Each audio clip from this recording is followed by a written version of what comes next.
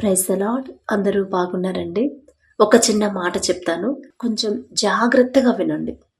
ఒకసారి ఆలోచించండి. ఇప్పుడు ఎందుకంటే ఎన్నో విషయాల గురించి ఎన్నో వీడియోలు పెడతానే ఉన్నాము. అంటే మీరు చూడట్లేదు అని నేను అనట్లేదు, చూస్తున్నారు. కానీ చూసిన తర్వాత ఒక 5 నిమిషాలు 2 నిమిషాలైనా ఆలోచించండి. ఈ మాట తండ్రి నాకెందుకు చెప్తున్నాడు? అంటే నేనేదో గొప్పదాన్నో, నేనేదో పెద్ద భక్తి గలదాన్నో, నేనేదో జ్ఞానవంతురాలు అని చెప్పట్లేదండి. దేవుని కృపను బట్టి ఇలా చేసుకోండి, ఇలా ఉండండి అని చెప్పడం వరకే కదా. ఏదో దేవుని కృపను బట్టి నాకైతే అర్హత లేదు, తండ్రి మాట చెప్పే అర్హత నాకైతే లేదు. అయినా తండ్రి కృప. ఒకసారి ఒక మాట మన చెవిని పడిందంటే ఆ మాట ఎందుకు చెప్తున్నారు అంటే ఆ ప్రకారంగా ఒకవేళ నేను చేయట్లేదా, నడుచుకోవట్లేదా, ప్రార్థన కూడా ఇలా చేయట్లేదా, అది తండ్రి నన్ను సరిచేస్తున్నాడా, నాకు నేర్పిస్తున్నాడా అని ఆలోచించండి. ఆ ప్రకారంగా ఏదో అందరు చెప్తున్నారులే, ప్రతిదీ మనం పట్టించుకుంటే ఎట్లా, వీళ్ళకి తోచినట్టు వీళ్ళు చెప్తున్నారులే అనుకోవద్దండి. ఎందుకంటే తండ్రి మాట ఏదైనా మనం సీరియస్గా తీసుకుంటేనే మనం భద్రంగా క్షేమంగా ఉంటాము, మన పిల్లలు క్షేమంగా ఉంటారు, మన ఇరుగు పొరుగు వారు కూడా క్షేమంగా ఉంటారు. అందుకే ఇప్పుడు ఈరోజు అంటే ఈ వీడియోలో మనం ప్రతిరోజు కూడా మన పనుల కోసం, ఉద్యోగాల కోసం ప్రయాణాలు చేస్తూ ఉంటాం కదా డైలీ. ఇంకా కొంతమంది అయితే చాలా దూరం వెళ్ళి ప్రయాణాలు చేసి వెళ్ళి పని చేసుకొని మళ్ళీ అంతే దూరం నుంచి మరలా వెనక్కి రావాలి. ప్రతిరోజు ప్రయాణాలు కంపల్సరీ చేయాలి. ఉద్యోగాలు, జాబ్స్కి వెళ్ళాలన్నా, స్కూల్స్కి వెళ్ళాలన్నా. అయితే ఈ మధ్య చాలా ఎంత భయంకరమైన యాక్సిడెంట్లు మనం చూస్తూనే ఉన్నాం కదా. కర్నూలు బస్సు కానీ, తాండూరు దగ్గర బస్సు యాక్సిడెంట్ కానీ, ఇంకా చాలా యాక్సిడెంట్, బైక్ యాక్సిడెంట్లని చాలా యాక్సిడెంట్లు మనం చూస్తూనే ఉన్నాం. అసలు ఆ పిల్లలు ఏడుస్తుంటే అక్కడ కళ్ళల్లో నీళ్ళు ఆగట్లేదు. వాళ్ళెవరో మనకు తెలియదు, మనమెవరో వాళ్ళకు తెలియదు. కానీ ఆ పిల్లలు ఏడుస్తుంటే వాళ్ళమ్మ ఆ బస్సు యాక్సిడెంట్లో చనిపోతే పాప ఏడుస్తుంటే అసలు ఎంత ఏడుపు ఆగట్లేదండి. అది తండ్రి మనసే, మనకు జాలి గల మనసు తండ్రి ఇచ్చాడు. చాలా బాధేసింది. అయితే ఈ మాట ఎందుకు చెప్తున్నానంటే మనం ప్రతిరోజు ప్రయాణాలు చేస్తున్నాం, చేయాల్సిందే. మన పనులు అవ్వాలంట, ఉద్యోగాలు చేయాలి, మనం కష్టపడి పని చేయడానికి దూరం వెళ్లాల్సింది. అయితే ప్రయాణాలు చేసేటప్పుడు మనం ఎలాంటి ప్రార్థన చేసుకోవాలి, ఏ వాక్యం పట్టుకొని మనం ధైర్యంగా ఉండాలి అని ఈ వీడియోలో చెప్తాను. చాలా ఉన్నాయి కదా సిస్టర్, చాలా వాక్యాలు మేము చదువుతూనే ఉన్నాము, అవన్నీ మాకు తెలుసు కదా, మళ్ళీ ప్రత్యేకంగా దీనికి చెప్పాలా అనుకుంటారేమో. అలా అనుకోవద్దండి. ఎలా ప్రార్థన చేయాలి, ఎవరి గురించి ప్రార్థన చేయాలి, ఏ వాక్యం పట్టుకోవాలి, ఎలా ధైర్యంగా మనం ప్రయాణాలు చేయాలి అనేది మనం తెలుసుకుందాం. ప్రయాణానికి సంబంధించి చాలా వాక్యాలు ఉన్నాయి కదా. నీ రాకపోకల యందు యెహోవా నీకు తోడుగా ఉండును, నీ పక్కన 1000 మంది పడగను, నీ కుడి ప్రక్కన 10,000 మంది కూడిన అపాయము మీ ఎందుకు రాదు అని చాలా వాక్యాలు ఉన్నాయి. అయితే ఇప్పుడు మీరు మార్నింగ్ లేచి బైబిల్ చదివి ప్రేయర్ చేసుకొని ఇక రెడీ అయ్యి వెళ్తారు, ప్రయాణం చేస్తారు కదా. ఇంట్లో నుంచి బయలుదేరేటప్పుడే ప్రార్థన చేసుకుంటున్నారా? బస్ ఎక్కిన తర్వాత, ఆటో ఎక్కిన తర్వాత, లేదా కారులో వెళ్ళేటప్పుడు, విమానాలు, ట్రైన్లో వెళ్ళేటప్పుడు అప్పుడు చేసుకుంటున్నారా లేదా నాకైతే తెలీదు. ఒకవేళ ఇప్పటి వరకు మీరు చేసుకోకపోతే ఇక నుంచి, ఈ రోజు నుంచి మీరు అప్పుడు కూడా దేవుని వాక్యాన్ని ధ్యానించండి, జ్ఞాపకం చేసుకోండి, గుర్తు చేసుకోండి. ఎందుకంటే తండ్రి చేసిన వాగ్దానం, తండ్రి ఇచ్చిన మాటని తండ్రికి మనం గుర్తు చేయాలి. ఒకసారి వాగ్దానం గానీ దేవుని మాట గానీ మనం ప్రతి క్షణం కూడా జ్ఞాపకం చేయాలి తండ్రికి. ఎందుకంటే యాకోబు గారు కూడా సేమ్ ఇలాగే ప్రార్థన చేశారు ఒకానొక సమయంలో. అయ్యా ఇదిగో మరి అబ్రహాం గారైన నీ సేవకుడికి నువ్వు మాట ఇచ్చావు కదా, నీ సంతానాన్ని నేను అభివృద్ధి చేస్తానన్నావు కదా, హెచ్చిస్తానన్నావు కదా, ఆకాశ నక్షత్రాల కన్నా అంతకన్నా ఎక్కువగా నువ్వు అభివృద్ధి చేస్తానన్నావు కదా, మరి ఏదయ్యా? ఇప్పుడు నా అన్న నా మీద కోపంతో ఉన్నాడు, నా మీదకి దాడికి వస్తున్నాడు, చంపడానికి వస్తున్నాడు.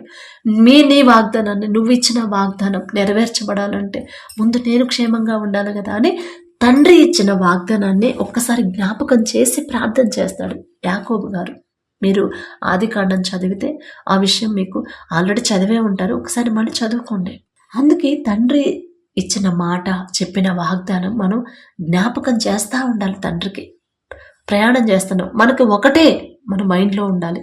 నీ పక్కన 1000 మంది పడినా, నీ కుడి ప్రక్కన 10,000 మంది కూలినా అపాయము నీ యొద్దకు రాదు అని చెప్పారయ్యా. నేనే కాదు, నా ఒక్కడి ప్రాణం కాదు, నా ఒక్కదాని ప్రాణం కాదు, నాతో పాటు కలిసి ప్రయాణం చేసే ప్రతి ఒక్కరికి కూడా మీ కాపుదల ఇవ్వండి అయ్యా. నాతో పాటు కలిసి ప్రయాణం చేస్తున్నారు, ఏదైనా ప్రమాదం జరిగి వాళ్ళకి ఏదైనా అయితే తట్టుకునే శక్తి ఆ మనసు నాకు లేదయ్యా. అది మీరిచ్చిన మనసు, సున్నితమైన మనసు అని ప్రార్థన చేయడం అలవాటు చేసుకోండి. ఒకవేళ అలవాటు లేకపోతే ఒకసారి చేసాం సిస్టర్ సరిపోతుందిలే, ఇక పద్దాకా ఇక గంట సేపు ప్రయాణం అయితే గంట సేపు అదే మాట పట్టుకొని ఎలా వెళ్ళగలం అనుకుంటారా? అది తప్పండి. ఆ ఆలోచన అపవాది తెచ్చే ఆలోచన. అలా వద్దు. తండ్రి మాటని, తండ్రి ఇచ్చిన వాగ్దానాన్ని పట్టుకొని నీ పక్కన 1000 మంది, నీ రాకపోకలు ఎందు యెహోవా నీకు తోడుగా ఉంటాను అయ్యా, నాకు తోడుగా ఉంటానన్నావు, నా రాకపోకల్లో మీరు తోడుగా ఉంటానన్నారు అయ్యా. నాకే కాదు, నాతో పాటు కలిసి పనిచేసే, నాతో పాటు కలిసి ప్రయాణం చేసే అందరికీ కూడా మీ కాపుదల ఇవ్వండి అయ్యా. మా వెహికల్ చుట్టూ, మా బండి చుట్టూ, మా బస్సు చుట్టూ మీ రక్షణ కంచె వేయండి అయ్యా. మీ కాపుదల లేకపోతే మేము క్షేమంగా మా గమ్యాలకు చేరుకోలేమయ్యా అని ప్రార్థన చేయండి. తండ్రి ఎంత ఇంట్రెస్ట్గా వింటాడు, ఎంత జాగ్రత్తగా తీసుకెళ్తాడు. మనల్నే కాదండి, మనతో కలిసి పనిచేసే వాళ్ళని, ప్రయాణం చేసే వాళ్ళని కూడా. ఒక్క మాట, ఆ ఒక్క మాటే కదా, అదేం పెద్ద బరువైన పని కూడా కాదు కదా, బరువులు మోసే పనే కానే కాదు. ఫోన్ పక్కన పెట్టేసేయండి.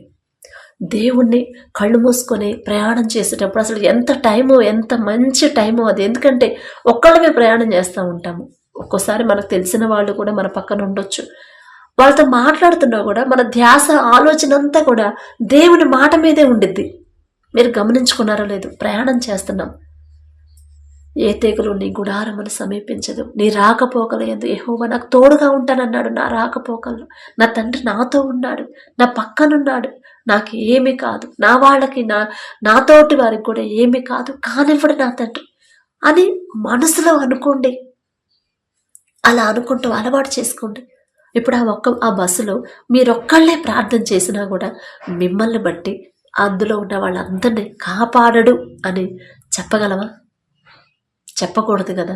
ఎందుకంటే నోవహు గారి కాలంలో జలప్రళయం వస్తుందన్నప్పుడు నోవహు, నువ్వు, నీ కుటుంబం, నిన్ను బట్టి నీ కుటుంబాన్ని కాపాడుతాను, ఒక్కళ్ళు నీతిమంతులు ఉన్నా కూడా నేను ఇంకా ఈ భూమిని నాశనం చేయనని తండ్రి చెప్తాడు. సొదొమ గొమొర్ర ఆ పట్టణంలో అవి నాశనం చేసేటప్పుడు కూడా అబ్రహాం గారు అడిగినప్పుడు 5 నీతిమంతులున్నా కూడా ఆ పట్టణాన్ని నాశనం చేయను అంటాడు. అందుకే మనం నీతిగా ఉంటే మనల్ని బట్టి మన కుటుంబాన్ని రక్షిస్తాడు తండ్రి. మనల్ని బట్టి మనం పనిచేసే ఆఫీసులకి కాపుదల ఇస్తాడు తండ్రి. మనల్ని బట్టే మన ప్రయాణాల్లో మన తోటి వారికి కూడా ఏమీ కానివ్వడు. మనల్ని బట్టి అంత గొప్ప ధన్యత తండ్రి మనకిచ్చాడు. ఒకసారి గమనించండి. ఎందుకంటే భయంకరమైన యాక్సిడెంట్లు అంటే మన దాకా రాదనుకోండి, రానివ్వడు తండ్రి. కానీ ఈ ప్రార్థన మీరు అలవాటు చేసుకోండి, మీ తోటి వారికి కూడా అలవాటు చేయండి. మనం ఏం చేయదు, మనం క్షేమంగా వెళ్ళాలంటే అది మన చేతుల్లో లేదు కదా. దేవుని కాపుదల, తండ్రి కంచె మన చుట్టూ ఉన్నంత వరకే మనకి భద్రత. ఆ కంచె పోకుండా ఉండాలంటే ఎప్పుడూ తండ్రి ధ్యాసే మన మైండ్లో ఉండాలి. అప్పులున్నాయి, ఆర్థిక ఇబ్బందులు ఉన్నాయి, అనారోగ్య సమస్య, అన్ని లోకపరమైన వాటి గురించి ఆలోచించొద్దు. దేవుని పరిశుద్ధ గ్రంథంలో తండ్రి ఏ మాటలు మనకు చెప్పాడు, ఏ సందర్భంలో ఏ సమస్యలో మనతో ఏమని వాగ్దానం చేశాడు, అది ఎలా తీసేస్తానన్నాడు. ప్రయాణాలు చేసేటప్పుడు ఖచ్చితంగా ప్రతి ఒక్కరూ ఫోన్లు తీసి పక్కన పెట్టేసి మనసులో ఇదే ధ్యాస ఉండాలి. మీరు ట్రైన్లో ప్రయాణం చేస్తున్నా, కార్లో అయినా, బస్సు అయినా, ఆటో అయినా, బైక్ అయినా, ఎలా ప్రయాణాలు చేసినా, అది లారీ అయినా ఏదైనా కానివ్వండి, నడిచి వెళ్ళేటప్పుడు కూడా మీరు బస్ స్టాప్లో కూర్చున్నా కూడా ఖాళీగా ఉంటారు, బస్ కోసం వెయిట్ చేస్తూ ఉంటాము.